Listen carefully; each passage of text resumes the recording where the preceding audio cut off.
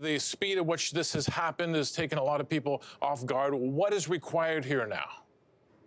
Well, what's required here is a long-term strategy to ensure that Vladimir Putin does not succeed in his ultimate aim, which isn't just to control the future of Ukraine, but he wants to revise in a very fundamental way the post-Cold War order that it created, that emerged after the fall of the Berlin Wall, the collapse of the Soviet Union, the end of the Warsaw Pact. So we now need to step up in a long term. It's not going to take days or weeks or months. It's going to take years, but a long-term strategy to both contain him, then over time have the kind of change internal to Russia that we saw with the Soviet Union, and bring this regime to an end. As long as Vladimir Putin is in power, we're going to have a danger in Europe, and it's something that we need to stand up to as strongly and as rapidly as we can. We heard from Wolf Piccolo of NATO today that the sanctions we've seen enacted are really just to make the West feel better about ourselves. Why wouldn't we sanction Vladimir Putin directly first? I know the U.S. is considering that, but you would have thought that was the first thing they did. And why do we continue to buy Russian oil, gas, aluminum, concerning ourselves with prices at the pump rather than people dying on the ground in Ukraine?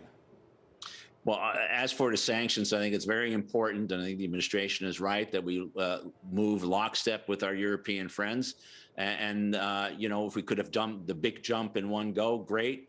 We're doing it in a rapid escalation. The sanctions the Europeans have agreed to today do include freezing assets of Putin and Lavrov abroad. You want to be able to have a dialogue or the ability to talk to the senior leadership in Russia if and when we can actually get to an end of this war.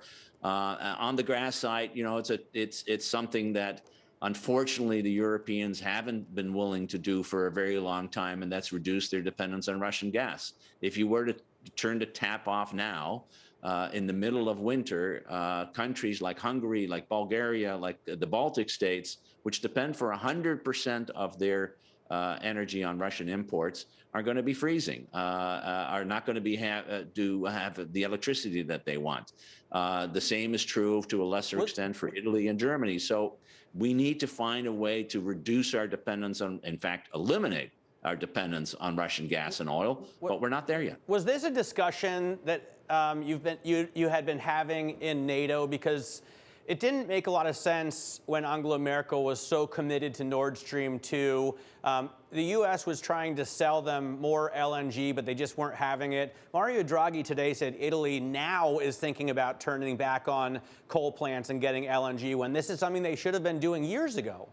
Absolutely. And, in the case of Germany, it was a decision after Fukushima to get out of nuclear power altogether. And right now, there are only 3 nuclear power plants left running in Germany. Yes, this is an issue that's been on the agenda for a good 15 or 20 years. It was there when I was at NATO back in 2009 to 2013, came under the issue of energy security, the belief that we fundamentally needed to find a way not to be reliant on Russian gas.